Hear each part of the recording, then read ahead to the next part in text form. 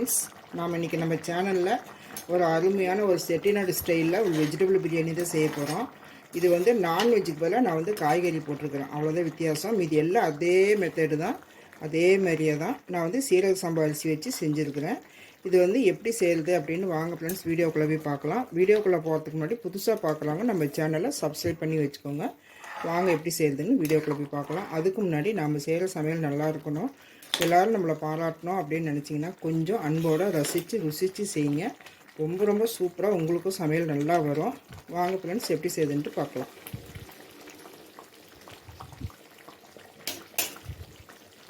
Chettinad vegetable biryani செய்கிறதுக்கு, செட்டிநாடு ஸ்டைலில் செய்கிறதுக்கு நான் வந்து இந்த அளவுக்கு இஞ்சி வந்து இந்த மாதிரி இந்த சைஸ் 2 சைஸ் இந்த மாதிரி 2 எடுத்துருக்கிறேன். அந்த 2 இஞ்சி தோல் சீவி நான் வந்து கட் பண்ணி வச்சுக்கிறேன். ஒரு பெரிய கட்டி பூண்டு எடுத்து வச்சுக்கிறேன், பூண்டு உரித்து வச்சுக்கிறேன். வந்து ஒரே ஒரு காரத்துக்கு ஒரு மிளகாய், மீதி 5 மிளகாய் வந்து காஷ்மீரி மிளகாய் தான் எடுத்து வச்சுக்கிறேன். ஒரே ஒரு மிளகாய் வந்து காரத்துக்கு எடுத்து வச்சுக்கிறேன். இது கூட வந்து ஒரு இந்த சைஸுக்கு பட்டை, ஒரு 2 பட்டை எடுத்து உடச்சி வச்சுக்கிறேன். ஒரு 6 கிராம்பு, 4 ஏலக்காய், கொஞ்சமாக அன்னாசி பூவு, கொஞ்சம் ஜாதி பத்திரி, ஒரு மராட்டி மொக்கு. இதெல்லாம் அரைக்கணும். நம்ம ஒரு அரை ஸ்பூன் மிளகு, ஒரு சின்ன ஸ்பூனில் 1 ஸ்பூன் சீரகம், ஒரு 1.5 ஸ்பூன் சோம்பு. இப்போ இந்த மசாலா எல்லாத்தையும் நம்ம வந்து நைஸாக நல்லா அரைக்கணும். காய் வந்து பார்த்திங்கனாக்கா ஒரு 2 கேரட் வந்து இந்த அளவுக்கு இந்த மாதிரி சைஸில் கட் பண்ணி வச்சுருக்கிறேன். இதில் ஒரு 10 பீன்ஸு, ஒரு பாக்கெட் காளான், கொஞ்சமாக பச்சை பட்டாணி, நம்ம தோல் உரிப்போம்ல அந்த பச்சை பட்டாணி தான் எடுத்துருக்கிறேன். அது வந்து நம்ம அப்படியே வச்சாலே முளப்பு வந்துடும். நம்ம வந்து அந்த என்ன சொல்கிறது, தோல்லேருந்து எடுக்காமல் அப்படியே நம்ம கவரில் வச்சிட்டோம்னா இந்த மாதிரி முளப்பு வந்துடும். முளப்பு வந்து எந்த பயிர் சாப்பிட்டாலுமே நமக்கு ப்ரோட்டீன் அதிகம்தான். இப்போ தாளிக்கிறதுக்கு பார்த்திங்கனாக்கா ஒரு 3 பெரிய வெங்காயம் நீளமாக கட் பண்ணி வச்சுக்கிறேன். ஒரு 5 பச்சை மிளகா, ஒரு 5 தக்காளி, ஒரு பட்டை, 2 ஏலக்காய், 2 பிரியாணி இலை. இது வந்து தாளிக்கணும். தக்காளி வந்து நம்ம அரைச்சும் போடலாம், கட் பண்ணியும் போட்டுக்கலாம். இப்போ வந்து இதெல்லாம் அரைச்சிட்டு வந்துட்டு தக்காளியெல்லாம் கட் பண்ணிவிட்டு நம்ம எப்படி செய்யுதுன்ட்டு பார்க்கலாம். இப்போ அடுப்பத்தை வச்சு நான் வந்து ஒரு குக்கர் வச்சுக்கிறேன். குக்கரில் தான் நான் வந்து செய்ய போகிறேன். இப்போ இதில் வந்து ஒரு 200 கிராம் எண்ணெய் ஊற்றிக்கலாம், 200 மில்லி. இது வந்து 100 கிராம் 100 மில்லி வந்து ரீஃபண்ட் ஆயில், 100 மில்லி வந்து கடலெண்ணெய். இந்த எண்ணெயை ஊற்றிக்கலாம். நான் வந்து 4 டம்ளர் அரிசி போட போகிறேன், அதனால் 200 மில்லி எண்ணெய். இப்போ எண்ணெய் காஞ்சதுக்கப்புறம் இந்த பட்டை, ஏலக்காய், கிராம்பு இதை போட்டுக்கணும். பட்டை, ஏலக்காய், அந்த பிரியாணி இலை, இது இவ்வளோ தான் போடணும். இதை நம்ம போட்டுக்கலாம். இது கூடவே அந்த வெங்காயம், நல்லா எண்ணெய் காயாமையே போடுறேன்னு நினைக்காதீங்க, எண்ணெய் காஞ்சிரும். வதங்க நல்லா காஞ்சிரும். இப்போ வந்து நம்ம இந்த எடுத்து வச்ச தக்காளியில் நான் வந்து ஒரு தக்காளி வந்து கட் பண்ணி வச்சுக்கிறேன், மீதி தக்காளியை நான் வந்து அரைச்சி வச்சுக்கிறேன். இப்போ இது வந்து நல்லா ப்ரௌனாக வரணும். இப்போ வெங்காயம் வந்து ப்ரௌனாக வதங்கணும். அதுக்குள்ளார நம்ம வந்து இந்த புதினா, கொத்தமல்லி, ஒரே ஒரு பச்சை மிளகா அரைச்சிட்டு வரணும். புதினா வந்து நான் வந்து இப்படி ஒரு கைப்பிடி அளவுக்கு இந்த அளவுக்கு நான் எடுத்துருக்கிறேன். இந்த அளவுக்கு எடுத்தால் போதும். இது வந்து நம்ம வதக்கும் போது போடல, நான் அரைச்சி தான் போட போகிறேன். இப்போ வெங்காயம் வதங்கினதுக்கப்புறம் நம்ம இது தான் போடணும். அடுத்தது ஒரு தினோண்டு கொத்தமல்லி, இந்த தண்டோடையே போடுங்க. நான் வந்து தண்டோடு தான் போட போகிறேன். இது கூட ஒரே ஒரு பச்சை மிளகா. இப்போ இது 3ஐயும் நம்ம வந்து அரைச்சிட்டு வந்துடலாம். இப்போ பாருங்கள், வெங்காயம் வந்து இந்த அளவுக்கு ப்ரௌனாக வதங்கிடுச்சு. இந்த அளவுக்கு வதங்கினா போதும். இப்போ நம்ம வந்து இந்த அரைச்சி வச்சுக்கிற இந்த கொத்தமல்லி, புதினா பேஸ்ட்டு போட்டுடலாம்.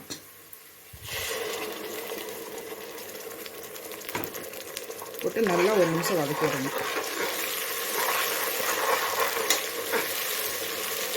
இது கூட நம்ம கட் பண்ணி வச்சுக்கிற அந்த ஒரு தக்காளி இதையும் போட்டுடலாம்.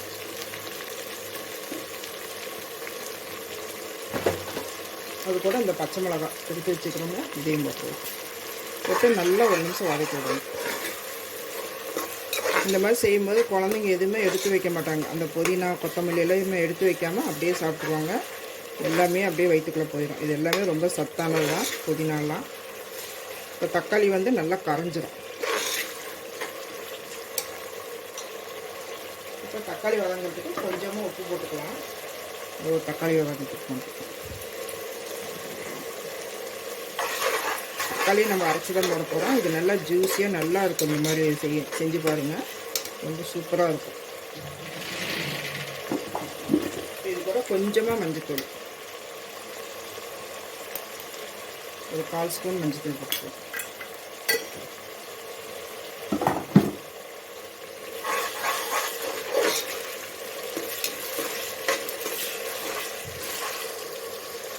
அடுத்தது நான் வந்து தக்காளி வந்து அரைச்சி வச்சுருக்கிறேன், அந்த தக்காளியும் இதில் ஊற்றிடலாம்.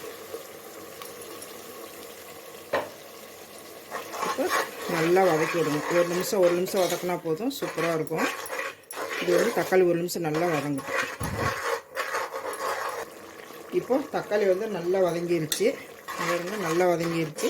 இப்போ வந்து நம்ம வந்து இந்த காயெல்லாம் கட் பண்ணி வச்சுக்கிறோம்னா இதெல்லாம் போட்டுருவோம். எல்லா காயும் போட்டுருங்க. இதில் நீங்கள் வந்து உருளைக்கிழங்கு போட்டுக்கலாம், காலிஃப்ளவர் போட்டுக்கலாம், நம்ம இஷ்டம் தான். பட்டாணி, உரிச்ச பட்டாணி இல்லை அப்படின்னாக்கா நீங்கள் பச்சை பட்டாணி கூட நைட்டே ஊற வச்சு ஒரு விசில் 2 விசில் விட்டிங்கனாக்கா அது நல்லா வெந்துடும். அப்படி பட்டாணி போடணும்னு நினச்சிங்கனாக்கா நீங்கள் வந்து அந்த மாதிரி கூட நீங்கள் போட்டுக்கலாம்.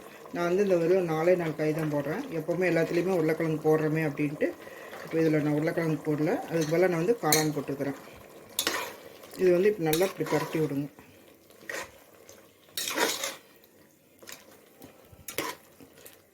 இதுக்குள்ளே வந்து நல்லா மசாலா இறங்கட்டும். அந்த காயில் சீக்கிரமாக செஞ்சிடலாங்க. நம்ம ரெடி பண்ணி வச்சிட்டோம்னா செய்யறது ரொம்ப ஈஸி. இது ஒரு நிமிஷம் நல்லா மசாலா ஏறட்டும். இப்போ பாருங்கள், நான் வந்து சீரக சம்பா அரிசி தான் எடுத்துருக்குறேன். நீங்கள் வந்து பாஸ்மதி இல்லை நம்ம நார்மலாக சாப்பாட்டுக்கு யூஸ் பண்ணுற அரிசி எது வேணாலும் நீங்கள் எடுத்துக்கலாம். நான் வந்து இந்த மாதிரி ஒரு டம்ளரில் தான், இது வந்து 200 கிராம் பிடிக்கும். இதில் தான் வந்து 4 டம்ளர் தண்ணி அரிசி எடுத்து வச்சுக்கிறேன். இப்போ நம்ம காயெல்லாம் போட்டதுக்கப்புறம் தான் நான் வந்து தண்ணியே ஊற்றி ஒரு தடவை கழுவிட்டு அப்படியே ஊற வைக்க போகிறேன்.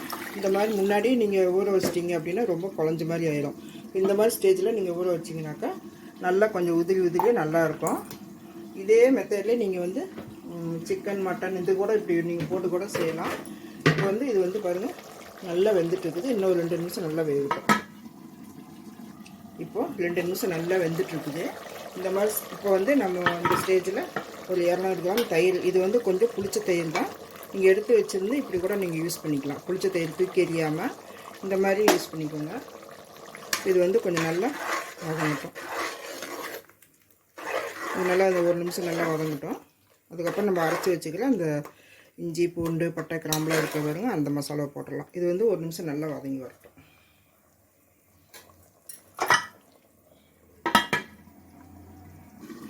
இப்போ பாருங்கள் நல்லா வெந்துட்டுருக்குது.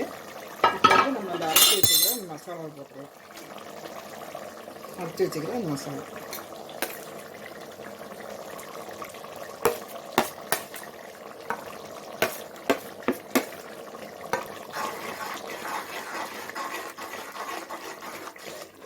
நல்லா வதக்கி விட்டுருங்க. இப்போ ஒரு பக்கம் வந்து நான் வந்து தண்ணி வந்து காய வச்சு வச்சுக்கிறேன். இந்த பக்கம் எல்லா மசாலாவும் நான் போட்டேன்.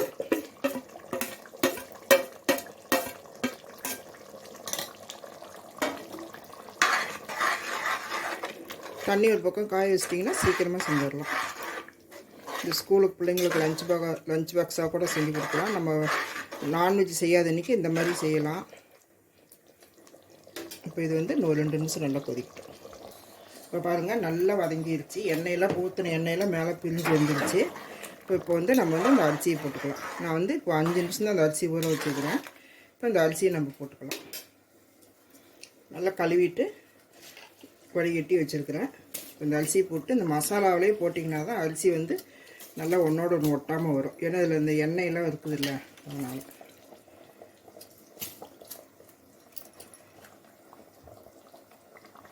இப்போ வந்து இந்த அளவுக்கு வந்து நல்லா பரட்டி விட்ருங்க. அப்படி மெதுவாக பரட்டி விடுங்க. ரொம்ப இது பண்ணிங்கனாக்கா அரிசி வந்து உடஞ்சிரும். இப்படி வந்து நல்ல மசாலா வந்து இதில் அரிசியில் நல்லா ஏறிடும். ஒரு பக்கம் நான் வந்து தண்ணி வந்து கொதிக்க வச்சுக்கிறேன். இந்த குண்டா வந்து எனக்கு இதுதான் அளவு. இது வந்து 2.5 கிளாஸ் பிடிக்கும். ஒரு டம்ளர் அரிசிக்கு 1.5 கிளாஸ் தண்ணி ஊற்றுனீங்கன்னா போதும். ஏன்னா இதுலேயே வந்து நம்ம தண்ணியெலாம் இருக்குது. இதையும் நம்ம கணக்கில் வச்சு தான் தண்ணி ஊற்றணும். இது வந்து 2.5 கிளாஸ் பிடிக்கும். நான் வந்து 6 டம்ளர் தண்ணி ஊற்றுறேன். 4 டம்ளர் அரிசி, இது வந்து 2.5,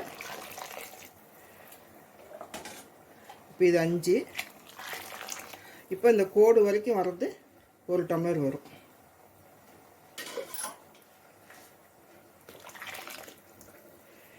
இப்போ இதுக்கு தேவையான அளவு உப்பு போட்டுருவோம். உங்களுக்கு நல்ல புது அரிசியாக இருந்துச்சுன்னா இன்னும் கொஞ்சம் கம்மி பண்ணிக்கோங்க. வாங்கும்போது நல்லா வந்து பழைய அரிசின்னு கேட்டு வாங்குங்க. பழைய அரிசி தான் வந்து குழையாமல் நல்லா வரும். இப்போ வந்து ஒரு கைப்பிடி அளவுக்கு உப்பு போட்டுக்கணும். ஒரு படிக்கு ஒரு கைப்பிடி அளவு. இப்போ வந்து இது கொஞ்சம் உப்பு தூக்கலாக இருந்தால் கொஞ்சம் கரெக்டாக இருக்கும்.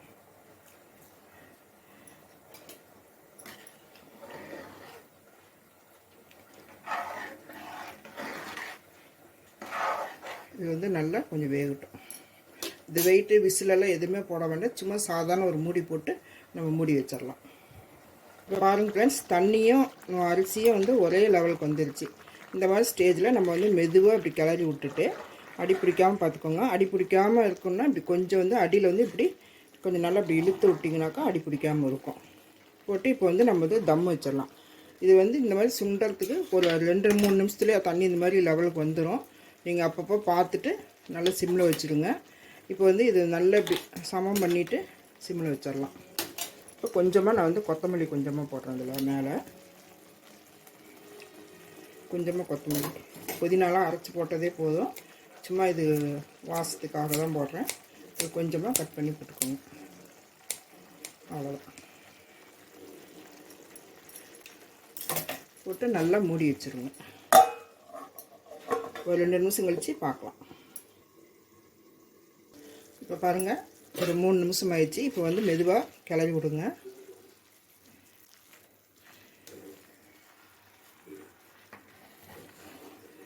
மெதுவாக நவுத்தி விட்டிங்கனாலே போதும். காயெல்லாம் நல்லா வெந்துருச்சு.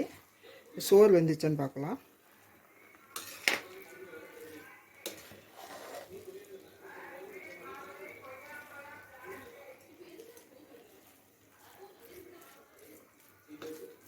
சோறு வெந்துச்சுன்னா நம்ம ஆஃப் பண்ணிடலாம்.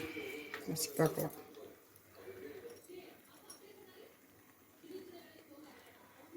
வெந்துருச்சுங்க சாப்பாடு, நல்லா பஞ்சு மாதிரி வெந்துருச்சு.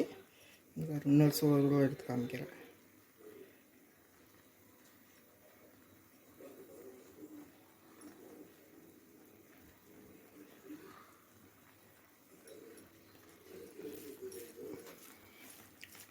சூப்பராக வெந்துருச்சு சாப்பாடு. இது அப்படியே மூடி வச்சிட்டிங்கன்னா இன்னும் கொஞ்சம் தம் ஆயிடும். நல்லா அடுப்பு ஆஃப் பண்ணிவிட்டு மூடி வைங்க. வேறுங்க சூப்பராக நல்லா பஞ்சு மாதிரி வந்துருச்சு. வேறுங்க ஒன்றுமே தெரியல. இது வந்து இப்படியே மூடி வச்சுருங்க. ஒரு 5 நிமிஷம் அப்படியே மூடி வச்சுட்டு நம்ம சாப்பிடும்போது எடுத்துக்கலாம். அடுப்பு ஆஃப் பண்ணி விட்ருங்க. நான் அடுப்பு ஆஃப் பண்ணிடுறேன். அவ்வளோதான் ஃப்ரெண்ட்ஸ், அருமையான ஒரு வெஜிடபிள் பிரியாணி ரெடி பண்ணிட்டோம். நீங்களும் இதேமாரியே செஞ்சு பாருங்கள். அவ்வளோதான் ஃப்ரெண்ட்ஸ், அருமையான ஒரு வெஜிடபிள் பிரியாணி ரெடி பண்ணிட்டோம் செட்டிநாடு ஸ்டைலில். நீங்களே இதேமாதிரி இதே அளவுகளோடு செஞ்சு பாருங்கள். நான் ஊற்றி இருக்கிற தண்ணி மசாலா எல்லாமே கரெக்டாக ரொம்ப சூப்பராக ரொம்ப நல்லா இருக்குது. நீங்கள் இதேமாதிரி செஞ்சு பார்த்துட்டு உங்களுக்கு எப்படி வந்திருக்குது அப்படின்னு கமெண்ட்டில் சொல்லுங்கள். இந்த வீடியோ பிடிச்சிருந்தால் லைக் பண்ணுங்கள், ஷேர் பண்ணுங்கள், கமெண்ட் பண்ணுங்கள். சப்ஸ்கிரைப் பண்ணிவிட்டு அப்படியே பக்கத்தில் இருக்கிற ஆல் ஆப்ஷனை ஆன் பண்ண மறந்துடாதீங்க. அப்போ தான் நான் போடுற வீடியோ எல்லாமே உங்களுக்கு சிம்பிளான வீடியோ நிறையா இருக்குது. நான் போடுற வீடியோ எல்லாமே உங்களுக்கு நோட்டிஃபிகேஷனுக்கு வரும். மீண்டும் அடுத்த ஒரு நல்ல வீடியோவில் சந்திப்போம். நன்றி, வணக்கம்.